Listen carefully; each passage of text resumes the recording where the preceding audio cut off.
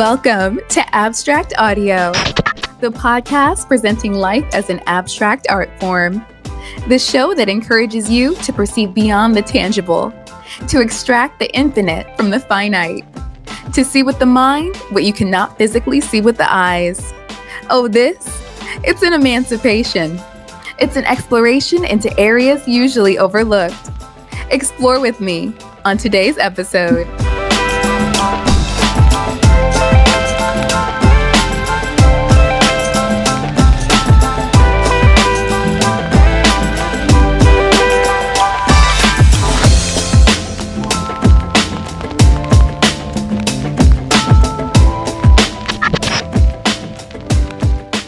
What's the word, ladies and gentlemen, boys and girls, and everything in between?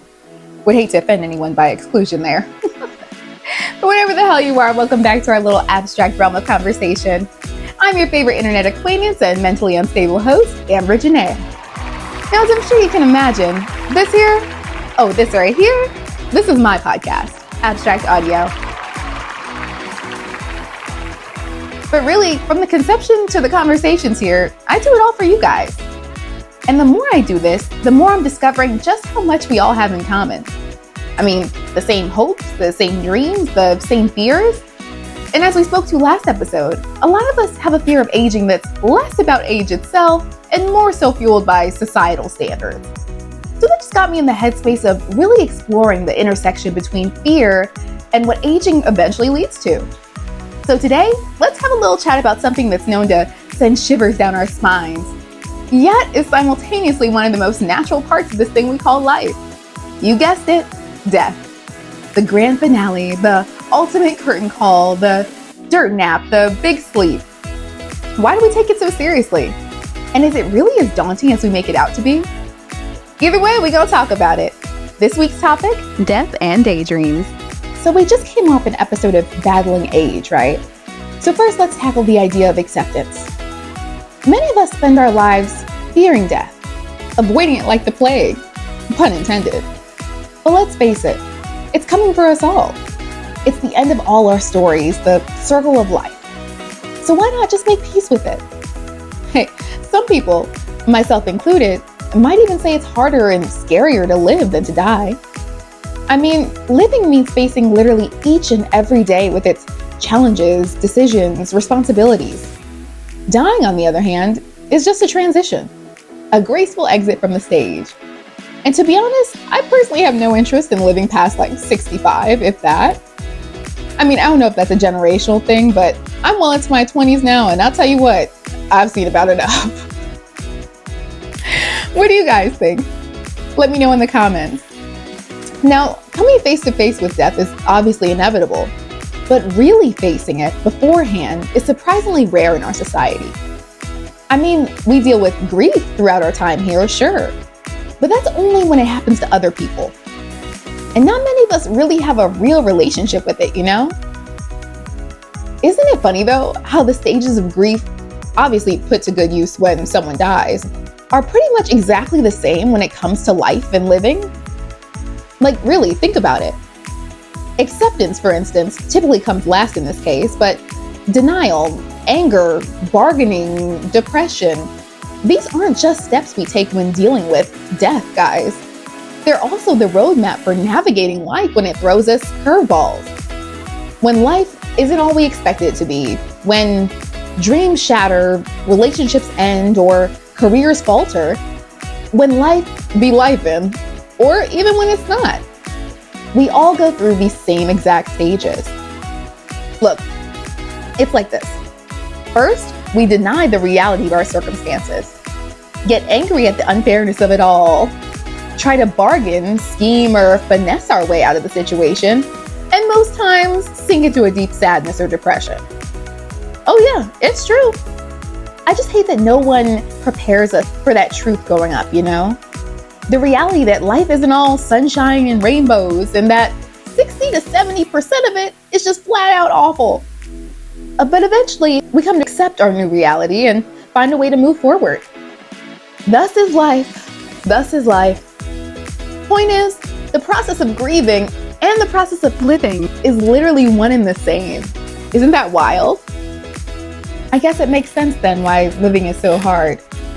You're literally grieving the life you thought you'd have, grieving the person you thought you'd be every day.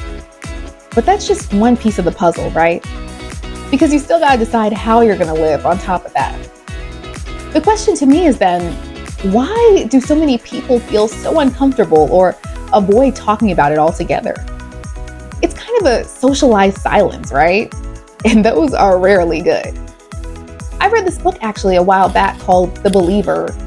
It touched on love, death, faith, and stuff like that, by Sarah something. I can't pronounce her last name. But in the book, she raises a very interesting point, that keeping quiet about death doesn't really do what we think it does. She claims it doesn't really make anything easier and just breeds disconnection, isolation, and more fear. So philosophically speaking, why don't we discuss death more often? Maybe it's because talking about death is like talking about your least favorite auntie's cooking. Awkward and likely to ruin dinner. I mean, death is the ultimate unknown, right? The final frontier. It strips away the control we desperately crave as humans and shoves our face in the fact that yes, in this form anyway, we're temporary and everybody is eventually forgotten. So instead, we focus on living, la-di-da, and ignoring it. Like keeping the boogeyman in the closet and hoping he never finds the door handle. Now, don't get me wrong here. There might be some benefits to the whole let's just not talk about it thing. I mean, it does help us keep that sunny disposition on life, right? I mean, if we're not constantly mulling over our eventual demise, we're free to make plans, take risks, and live it up without that existential dread that most people just bury deep inside anyway, hanging over us. But this kind of backfires when the inevitable does happen, right? Because this avoidance often leaves us totally unprepared, especially in the Black community. I mean, no insurance, no will written, just a prayer and a pot of greens for the repast. So this idea that it's wrong or unethical to discuss it openly, bullshit. They want us scared of the afterlife so they can control us in this life, keep us in check. They want us either fighting against it with their expensive diet or fountain of youth pills, or following a religion that promises things will probably suck now, but it'll be better later. Or simply just watching their biased news channels where we're constantly bombarded and exposed to so much of it. But by talking more about death as a natural part of life instead of trying to work around it, we demystify it, making it less of a terrifying unknown and more of a shared experience, right? It's like pulling back the curtain on The Wizard of Oz and realizing it's just a regular guy with a few tricks up his sleeve. Oh, sorry, Black people. I meant The Wiz. The Wiz. And since I'm talking to y'all right now, I'll give us this. For many Black people, I do like the fact that death is referred to as a homegoing. It's not the end, but more of a return to a warm, inviting spiritual home. And we have been leaning more into the idea of funerals being less about mourning and the loss itself, and more of a celebration of life. Regardless, I do still say that funerals are more so for the living. A chance for us to come together, share stories, and find comfort in our community. If we're being honest, they damn near the new family reunions. Nothing wrong with that, but I've said it before, I don't necessarily want one. I want to be planted as a seed and grow into a tree, or rolled up and smoked like some, you feel me? It's just so crazy to me because death is celebrated so differently across cultures and in different places. Like in Mexico, right? You know, they have the Day of the Dead. And from what I've seen from TV and Disney movies, don't judge me. But from what I've seen, it's all colorful and they have parades and food and music, you name it. It's not sad, far from it. It's fun even. Now they have the right idea. They recognize death as a part of life's cycle, and they literally party with their departed loved ones in spirit. I mean, by now, we all know that soul never dies. Like we said last episode, the soul is ageless. But compare that to some Western tradition where death is draped in black and filled with whispers and fears, and if you're Black, plenty arguments. And all this tension because, again, ain't nobody have insurance or wills in place. Ooh, I'm getting stressed just thinking about it. But if you had to choose, wouldn't it be more refreshing to think that death doesn't always have to be shrouded in sadness? The people did what they came here to do, and that's that. Nothing lasts forever. I have it tattooed on me. I mean, be for real.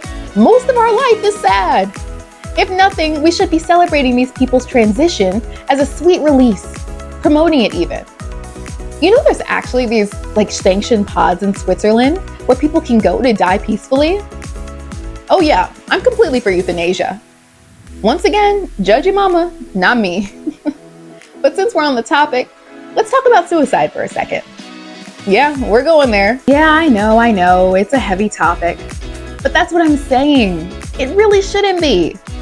Just like death doesn't need to be uncomfortable. I don't think the idea of suicide should be either. I don't think the idea of suicide should be shameful. I think we only feel that way out of entitlement to that person. But take it back to episode 1 of the season. Nobody owes us anything, especially if it makes more sense for them to just not be here in this capacity anymore. At the end of the day, that's their choice. It's their life. Just like when it comes to, say, abortion, right? If you're pro-choice there, you're really pro-choice here too. But people just don't want to admit it because it's looked down upon. But what if we approached it with a different lens? Like in some cultures, suicide isn't seen as an act of deep despair, but as a personal choice, a way to reclaim control over your life. Like in Japan, that samurai ritual, it's an honorable way to preserve dignity. And we can't forget the Stoics. They saw death as just another part of the natural order. But even in our modern times, the debate still continues. Some argue that it's a tragic waste, while other people see it as a person's right to choose, just like any other. A right to choose their own fate and end to their story. It's a complex issue, sure, but it is worth considering the abstract perspective that maybe, just maybe, it's not as black and white as we often think. We exist in a gray area, right? I mean, of course, this is all on a case-by-case basis, and in no ways does abstract audio condone or bullying or pushing anyone to that point. But even still, to me, it's their choice. So now that we got that out of the way, let's talk about how many choices and chances we really get out here. I'm not talking free will because that was season 1, episode 10, I believe. Check it out if you're up to it. But now I'm talking how many lives we actually get in this piece. I mean, they say cats get 9, but we gotta live out here yelling YOLO? That's you only live once for the less seasoned people listening. But how'd that work? And what a stupid saying, right? What was that, like 2014 or something? But it's stupid because not only do we literally live every single day, but depending on what you believe, you may just be reincarnated and live hundreds more lives in a plethora of bodies. It's a continual cycle of energy. It's not just a one and done thing. And even if you're not into the idea of reincarnation per se, you can probably still agree in a sense that we all go through different phases, right? And with each phase, a version of us dies. Just think about it. The person you were in high school is not the same person you are now. Well, at least it shouldn't be. We shed skins, we evolve and grow. Each significant change or turning point represents a kind of death and rebirth too. Graduating from school, starting a new job, ending a relationship. These are all mini deaths, guys. Each time we change, an old version of us slowly fades away, making room for something new. It's beautiful, really. A continuous process of ego death and rebirth. In many ways, you gotta die to live. And embracing these changes can help us accept the ultimate change with more grace and, if you're like me, a ton of humor. Speaking of transitions, let's not overlook the one we physically do every day. Sleep. How great is sleep, right? It's like the older you get, the more you love it. But I mean, yeah, we've all heard about those dream catcher things. You know, they're shaped like a circle, represents the circle of life. They tell us it can catch bad dreams and evil spirits during the night and gets rid of them when the day comes, yeah. But have you heard the idea that our dreams just might actually take us to the spirit realm? Many cultures and spiritual traditions believe that When we dream, our souls actually journey to a different plane of existence entirely. And I mean, think about it. In dreams, nearly anything is possible. We encounter our departed loved ones, experience otherworldly adventures, and even receive profound insights. And if we can traverse the spirit realm in our sleep without fear, why should we fear the big sleep? Maybe death is just a longer, deeper dream, one from which we awaken into a brand new reality. You know, Woody Allen once said, "I'm not afraid of death. I just don't want to be there when it happens." And if that's not a great way to inject humor into the situation, I don't know what is. I mean, there's humor in our moral predicament if we're willing to see it. Really, there's humor in everything. And I do mean everything. Since I've been a kid, it's been so funny to me that people take death as this serious end-all be-all, when really it's just the ultimate punchline to the joke of life. Instead of crying at funerals, I would laugh. I mean, really, it's just the ultimate punchline to the joke of life. It's the final point to the plot, the very expected ending to our personal narrative. Sorry for the spoilers. But maybe, just maybe, that's what makes life so precious and exhilarating. So guys, as we wrap up here today, let's just take a moment to reflect. Because you know what they say, at the end of the day gonna end. But no, for real, death is as natural as breathing. Yeah, sure, it's the final note in our song and it may be a little sad, but it's not something to fear or dread or avoid. Instead, let's embrace it with the same gusto we bring to living, you know? Live fully, but wisely. Enjoy the ride, but don't crash the car. And if you do, make sure you have insurance. Embracing the true nature of death allows us to live more authentically, savor each moment, and understand that our time here, while temporary, is rich and meaningful. And so are you. I hope we can all find comfort in the fact that death, like taxes or bad hair days, just happens to us all. And if you're still worried about where you go afterwards, well, that's something you got to figure out for yourself. But I'll tell you where you can go in the meantime. www.theabstractaudioshow.com to check out more abstractly engaging content. Guys, I hope you enjoyed the episode today, and I hope you like, subscribe, share, and all that if it moved you. Be sure to celebrate the little wins, cherish all the moments, and always appreciate the abstract in your life.